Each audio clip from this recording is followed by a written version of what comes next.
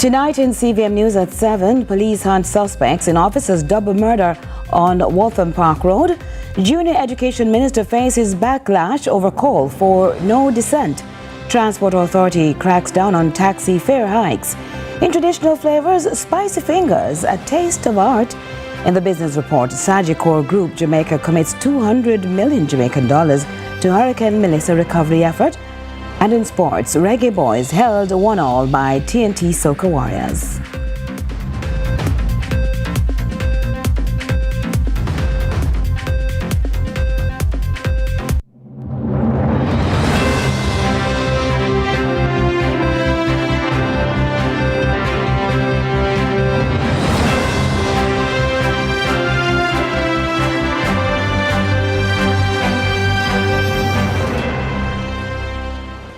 Hello from Kingston, Jamaica. This is CVM News at 7 for Friday, November 14, 2025. Thanks so much for joining us. I'm Caroline Brown. We begin with this story that 2 police officers were fatally shot along Waltham Park Road, sparking a major manhunt for 3 young men linked to the notorious Dust City gang and a car theft ring. Now, police reports are around 7:40 Thursday evening, Constables Jamari Gordon and Charles Stewart were in a conversation with 20-year-old Junior Brown, 20-year-old Marcarius Mackie Monroe, and 17-year-old Cardell Squidley Insang when an argument erupted.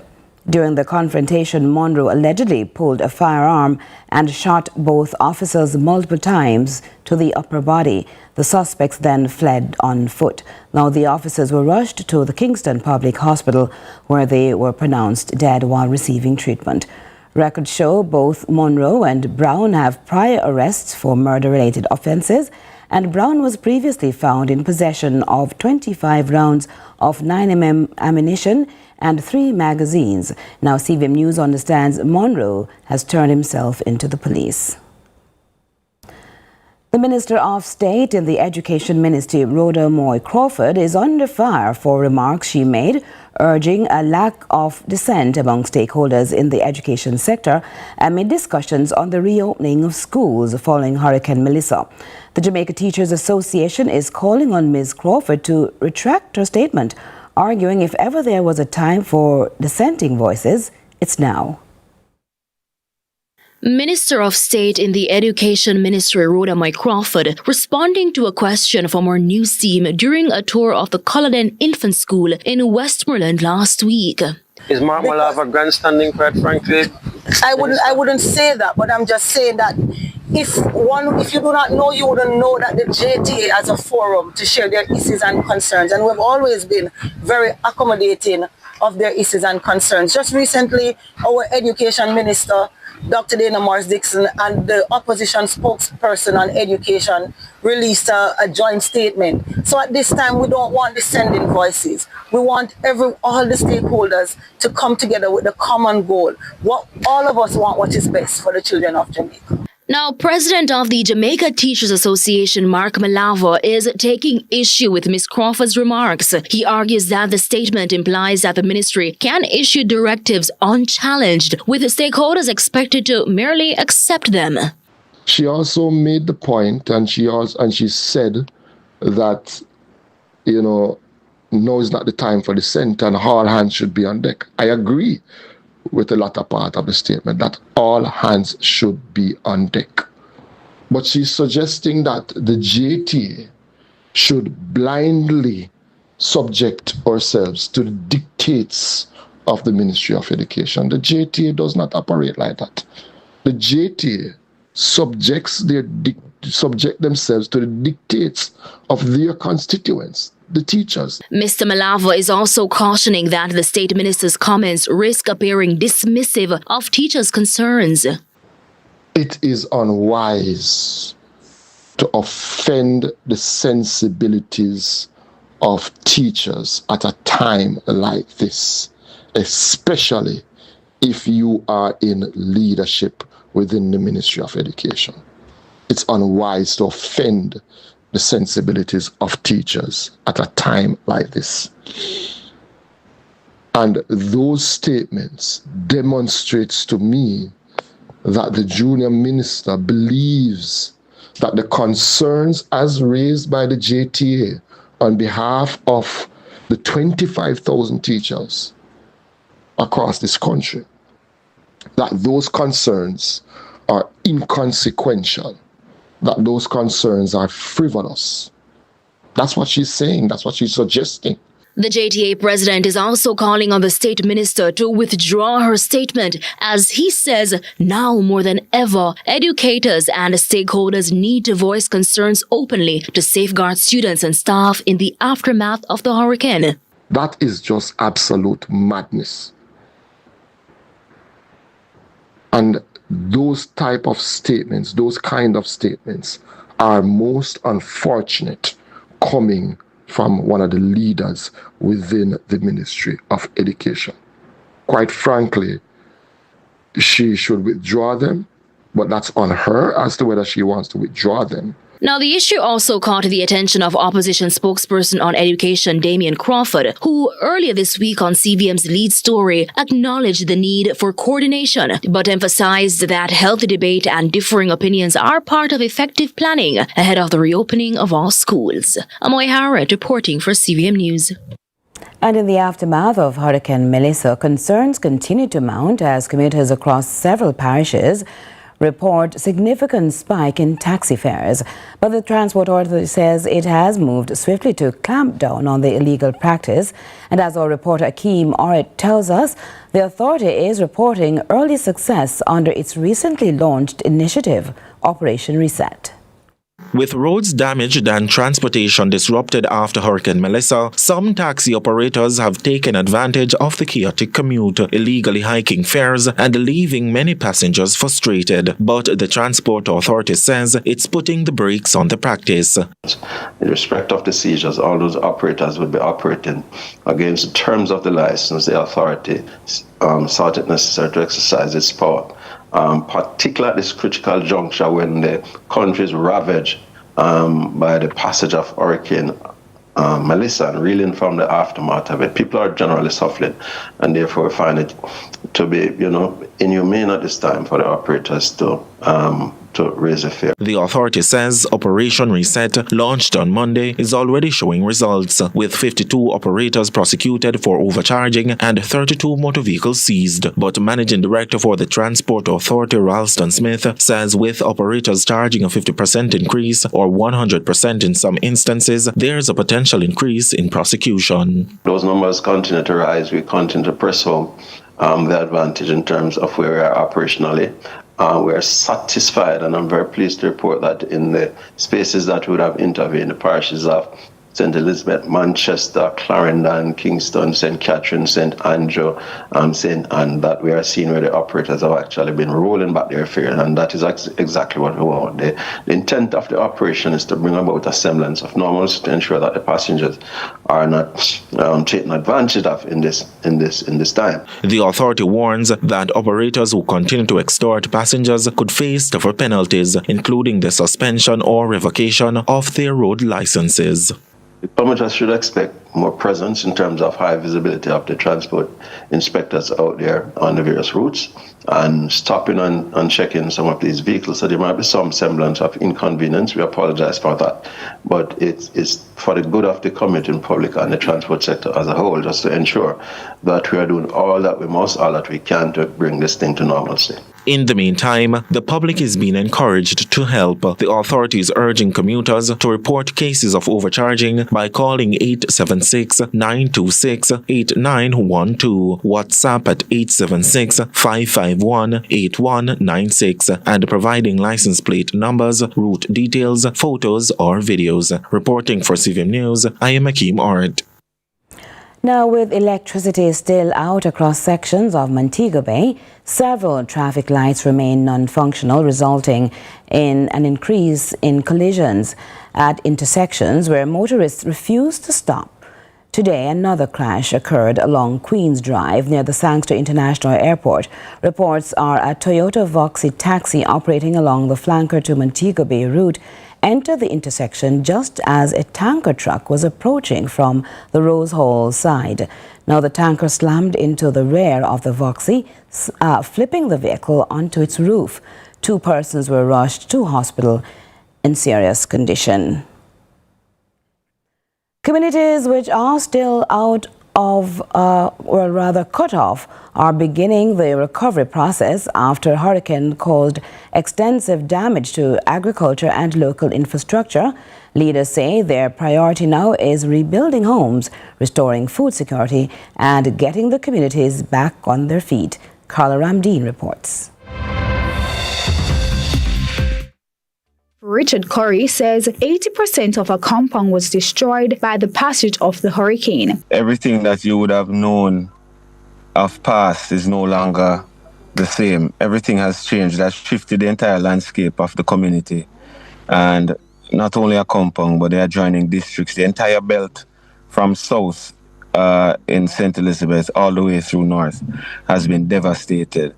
And what we have here in a compound is approximately 80% of damage that has been done to the homes and other infrastructure across the community. The two main shelters that were housing persons seeking refuge from the storm, that is the community center, which also has the museum, and the primary school, both were totally destroyed. And we would have lost some of our information, but our curators and persons on the ground and the members of the culture group would have played their part in securing certain elements, but we have been significantly affected. Meanwhile, Alex Moore-Minot of Moortown Maroons in Portland says that the Blue and Drunkard Mountains have been stripped of their leaves and vegetation, leaving the mountains bare. Every tree is stripped completely. Traditional medicinal plants gone. Pathways to beautiful sites that we used to take visitors to gone. We have a complete decimation of all our agricultural food grounds here, and we must say that there seems to be some loss of fish species. We hope that we will be able to see some recovery, but we're talking about endemic species. So some of us are like river rangers, river wardens, and that sort of thing. And so we have to be keeping close watch on what happens next, because we've never seen anything like this. Curry says the focus is now on balancing the rebuilding of houses and restoring food security in the community. You can't tell a man about agriculture when he don't have a roof over his head, right? When rain is still wetting his and his life, declarations, this is what it is. So we have to take it in stages, but we also have to move in alignment, right? In ensuring that we're not overlooking one other aspect that could be detrimental to our survival, which is food. So the food and the housing go hand in hand. We've always been able to feed ourselves, right? But what it has done is really shorten that cycle, right? That cycle into the next crop and what we do in between. So we are under some strain, as with the entire island. St. Elizabeth is the breadbasket of Jamaica. So not only St. Elizabeth will feel the repercussions, the entire Jamaica will feel it. So if we do not inject with certain alacrity, right, the measures and activities and initiatives needed to mobilize the entire farming community, not focusing on importing and substituting, but rebuilding, right? We have to be thinking of rebuilding stronger. Moore-Minot adds there also needs to be emphasis on the methods of agriculture, like the examination of some crops to ensure resilience against future storms. I think that this storm has shown us that some of the things that we cling to in modern times and we lean on really won't work. Some of the food varieties, some of the plant varieties that are unable to withstand such random shocks, as well as even the animal varieties. So for example, many people had started to raise broiler chickens, for example. Some of the broilers, they were physically unaffected, meaning their enclosures were not damaged. but just the screeching wind and the sound of the breaking of the trees, etc., gave them heart attacks, quite literally. Whereas the yard fowl, the common fowl, is still strong, is still sturdy.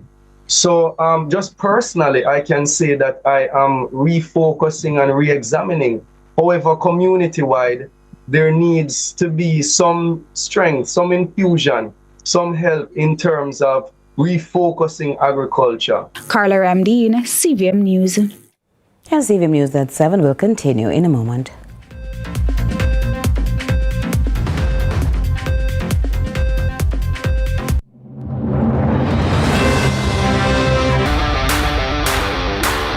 It's time! Welcome to High School Pitchside. We have another fascinating episode for you.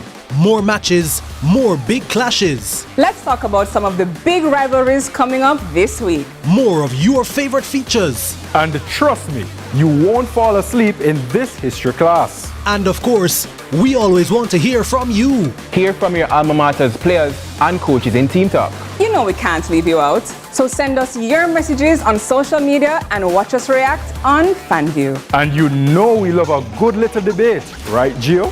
We've got you covered all season long on High School Pitchside. High School Pitchside, your ultimate guide to all things schoolboy football, Thursdays at 8 p.m. on CVM TV.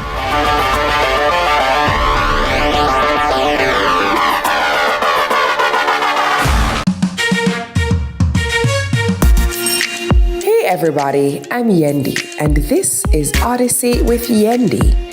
In this space, we connect with some of your favorite people as they share their journeys. Here we have some unfiltered conversations as we deep dive into their inspirations, motivations, and experiences to inspire our own life journey.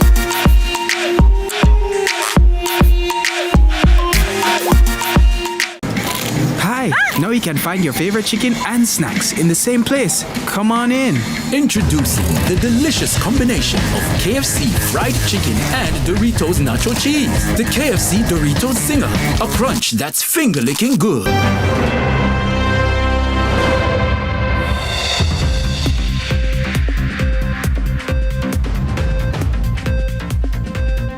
Welcome back. Residents of Mansion Hill in Portland say they've had enough of the chronic and inconsistent water supply affecting the community.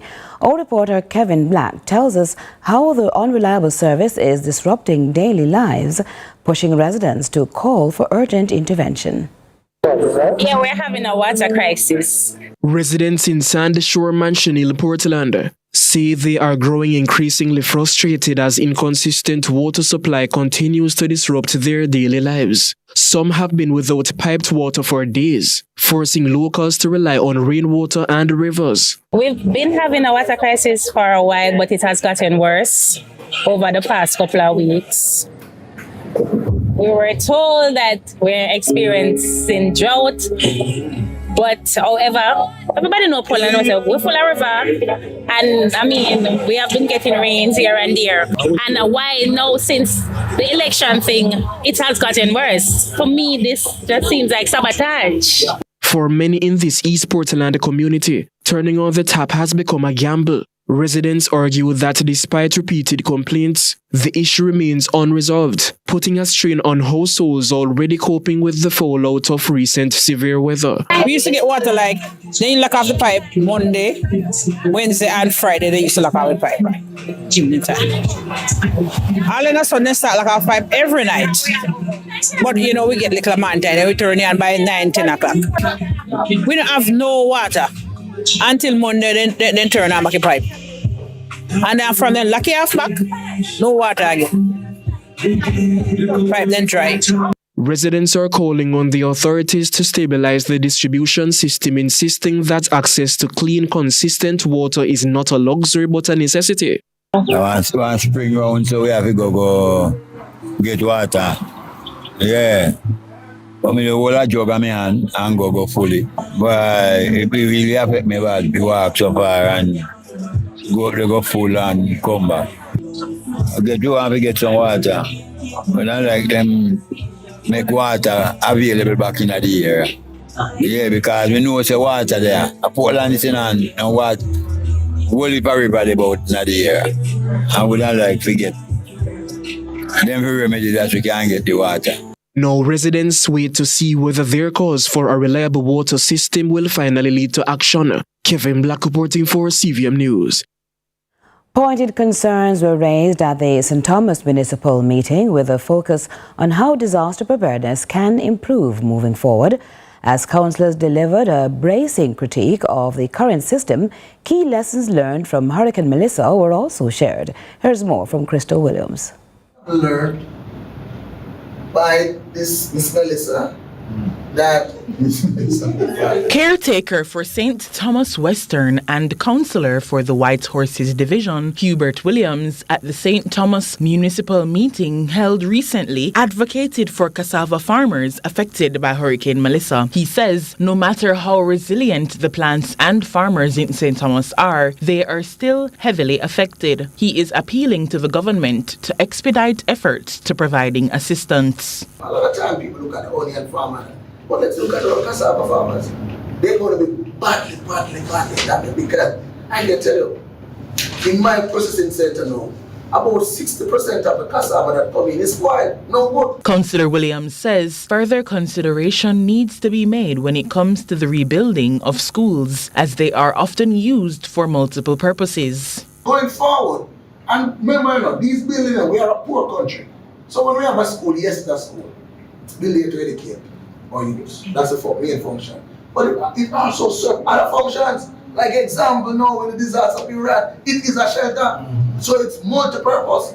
So we have to build it to withstand that. He warns that the loss and damage to these roofs can be a danger to those around, especially children. And what is so sad, when I see flying or chop a man in the middle of the hurricane, there's no access to the health facility, And we have seen situations where that happen in White Horses and mother have to just hold them baby in their hand and watch the baby bleed to death. So we don't even create no more other situation there. Crystal Williams, CVM News. In the wake of the hurricane, Jamaica's agricultural sector continues to grapple with widespread destruction, particularly across the western parishes. Well, attention is now shifting eastward. St. Thomas, home to Jamaica's first agro-park and thousands of acres of fertile land, is being positioned as a key driver in the national recovery effort. Our reporter Akeem Orit tells us how stakeholders in the parish have mobilized farmers to make Jamaica's agricultural sector great again.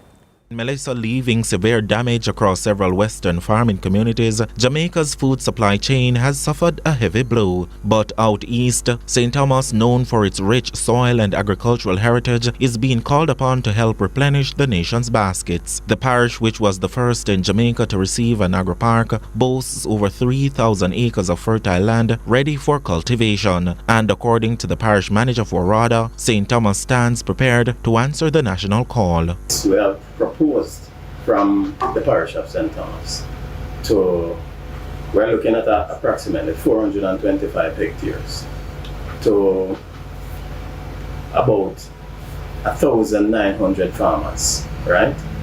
And we are sensitizing those farmers. We want them to ramp up production in order to facilitate the rest of the country.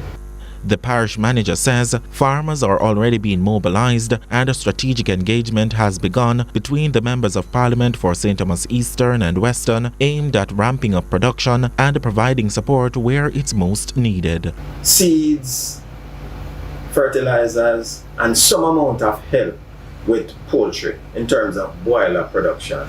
A lot of small farmers to include, especially women, right? Do their broiler production in their backyards, and they will be getting some help.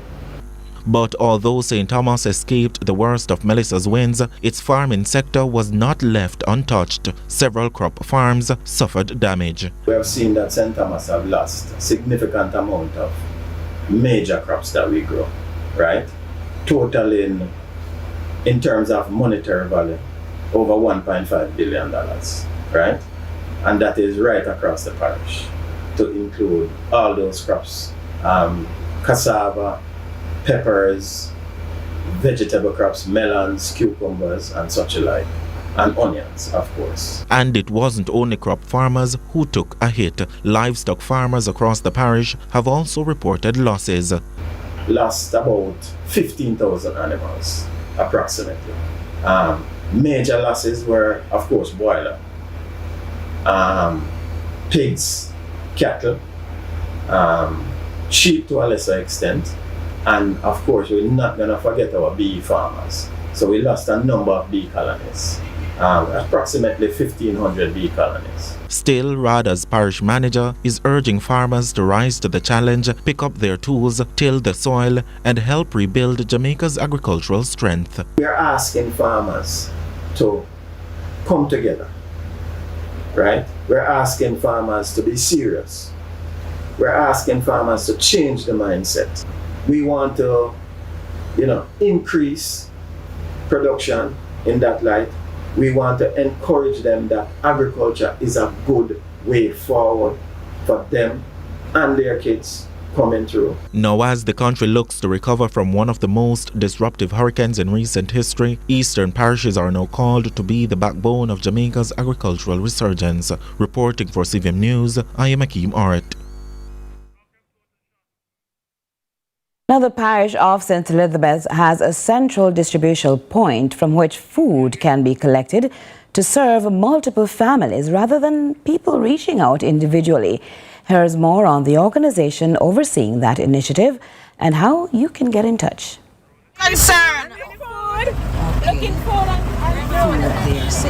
The basics, not because rebuilding their houses is not a priority, but the people are looking at immediacy in the meantime. And the World Central Kitchen says it's strategizing to get the food out. Good evening, my name is Marcine Whittle, and this organization is about feeding the persons who have been affected by Hurricane Melissa. They do distribution every single day. Patties, apples, hot meals, and what they have done here is now the central distribution channel, and we are now breaking out to go into communities. So we'll be finding capable people and setting up tents in different locations in order to ensure that the meals are received hot. So instead of packaging here, we send them in bulk and then allow persons to distribute in their communities. Ms. Witter notes the fact some people are not easily reached was not lost with the wind. Some communities, they're really not on the map, but once you have a contact person within a community, then it allows us to ensure that everybody who needs a hot meal, they get hot meal, water, fruit, sandwiches, buns, and to ensure that everybody is catered for. If persons who know they can be accountable want to reach out to you, how do they do this? Well, they can reach out to me via WhatsApp because I have a digital phone and the service is down. So you can WhatsApp me at 876-409-8346. Curlin Brown, CVM News. Still more to come. Do stay with us.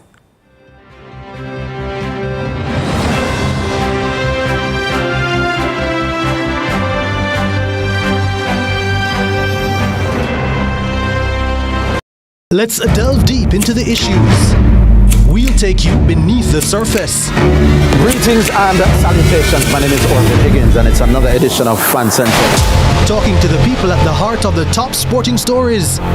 Hear from your favorite sportsmen and women and the administrators who work tirelessly to make it all happen. It's live sports talk. I've written an entire article. Yeah.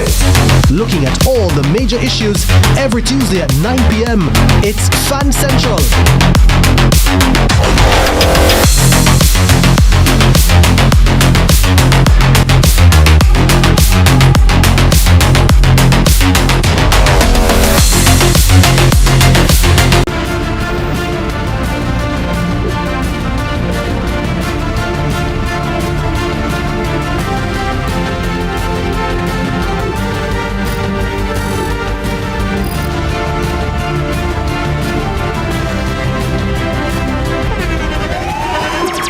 the internationally acclaimed On Stage with Winfred Williams. At a new time, Saturdays at 8 p.m. on CVM TV. So much more than entertainment. The new KFC Dorito Zinger, a combo that's finger-licking good. The time by KFC is 7:30.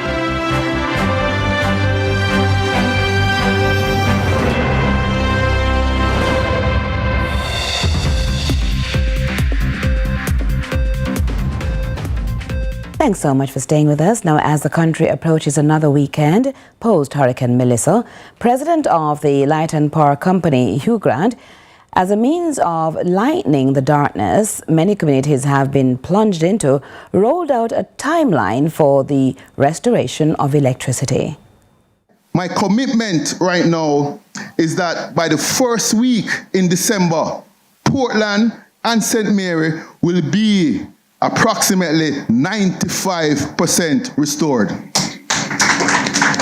The Jamaica Public Service Company's Hugh Grant seems to have the Yuletide season and Santa's wish list, noting the teams working 24/7 with heightened stakeholders engagement also have specific information for St. Anne, Clarendon and Manchester. And my commitment there is that by the second week in December, these parishes will have restoration in approximately 75% of our customers in these parishes. To know if your community is listed among the percentages, the JPS boss says the information will be posted on the company's website. Meanwhile, in St. Thomas, Kingston and St. Andrew, the parishes least impacted, there is some 95% restoration. So what of those western parishes which felt the brunt of the hurricane? We are well advanced in our damage assessment. We have seen whereby roadways have been completely eroded and inaccessible. Lines there will have to be redesigned and rerouted. Frankly, we're leveraging technology in the order of drones to help with our damage assessment, just given the limited access that we have in those communities. But within all that, we are making steady progress in those communities. In fact, with the flick of a switch, the JPSCO president pulled one parish from the group just in time for a cruise ship to dock. I have some good news for you. Earlier this week, I committed to the fact that by later this week, the parish of Trelawney will for the first time see power post-Hurricane Melissa. The good news is, on the overnight last night and early into this morning, power was restored to the parish of Trelawney in some areas.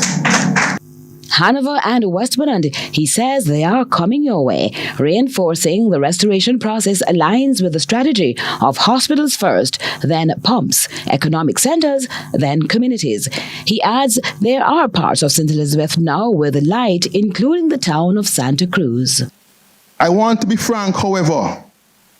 The transmission system, the main backbone into St. Elizabeth, is severely damaged, and we will continue to work on that. We did some creative things to bring power into St. Elizabeth, whereby we are actually tying St. Elizabeth into our distribution lines from Manchester and bringing it over into St. Elizabeth. But there are some restrictions there in terms of how many customers those lines can bear. So the progress there is going to be slowed down until we can get the backbone, which is devastated, restored. Hugh Grant stresses the unique damage the company is powering through is more than the concrete and the wooden poles and the lines the eyes can see on the streets. Now, from the tragedy that was Hurricane Melissa has emerged a striking piece of art that depicts a taste of what a battered nation can do, rise again. But just how does that fit into traditional flavors? Well, also from fingers once cursed, tasty, colorful meals.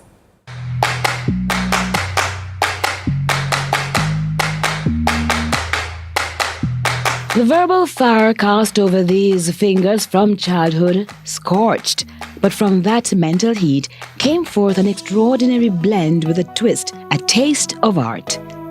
Tiffany Barnaby silenced her detractors with her magical touch. Hello, I'm Tiffany, the owner of Spicy Fingers, and today I will be preparing one of my quick meals. So today I will be preparing curry coconut chicken breast with coconut mashed potato and sauteed veg. A love for coconut and curry is no secret for those who know this country girl from St. Elizabeth. And her use of vibrant colors in the kitchen or on canvas has always been a reflection of the breadbasket parish.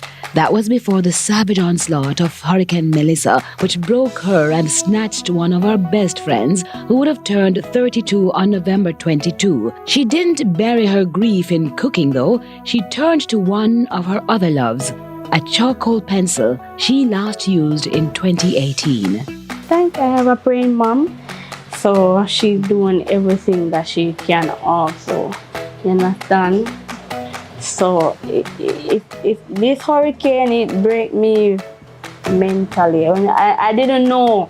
I'm so full of myself where I just brush it off because I understand that life is what it is and we got to move on. But this one is nothing that we have experienced at all, and to lose friends and families, it's not easy for us.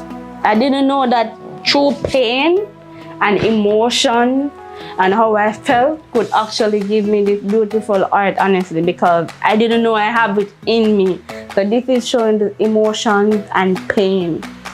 You understand? And I know at the end of the day, we're going to have unity, growth, and with Jamaica, trust me, I don't know what to explain. I don't want to get emotional, you know, but it's too much.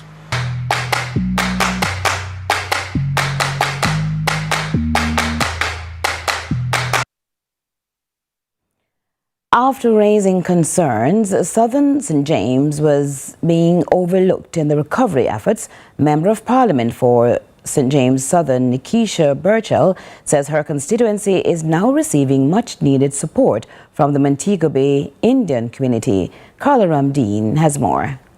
The Montego Bay Indian community has raised $10 million to assist communities across St. James. They have already begun providing food supplies and solar lamps to help light several public squares still without electricity. If the sun, the moon, and the stars aren't out, it's pitch dark in South St. James, and that is a danger for children and for people to go about their business in South St. James safely. Burchell says members of the community are also discussing plans to repair one school in the constituency. She says getting that school operational again will be key to ensuring children can return to learning as quickly as possible.